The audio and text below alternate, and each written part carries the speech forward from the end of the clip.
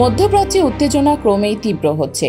Lebanon, Syria, Iran, Yemen ও কাতারে সামরিক আগ্রাসনের পর এবার দখলদার ইসরায়েলের নজর পড়েছে তুরস্কের ওপর।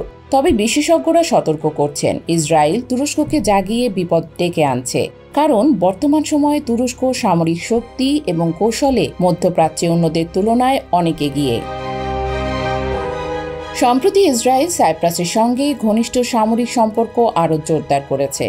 তারা সাইপ্রাসকে বারাক MX আকাশ প্রতিরক্ষা ব্যবস্থা সরবরাহ করছে, যার মধ্যে 3টি চালান এরই মধ্যে পাঠানো হয়েছে।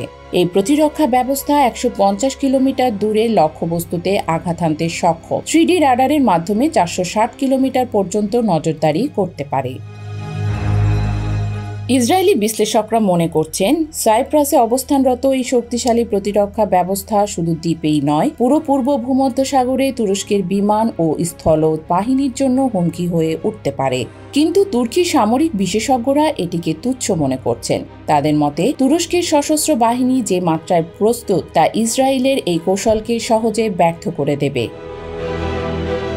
তুরস্ক সরাসরি উত্তেজনার জন্য প্রস্তুত। প্রেসিডেন্ট এরদোয়ান এরই মধ্যে সেনাবাহিনীকে যুদ্ধের জন্য প্রস্তুত থাকার নির্দেশ দিয়েছেন।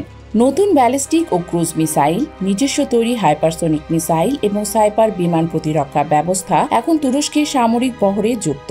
দ্বীপের উত্তরে ড্রোন ঘাঁটি, 320টি ট্যাঙ্ক ও 650টি সাঁজোয়া কর্মীবাহক মোতায়েন করা হয়েছে। এছাড়া দেশের সব প্রদেশে বোমা আশ্রয় কেন্দ্র নির্মাণ করা হচ্ছে।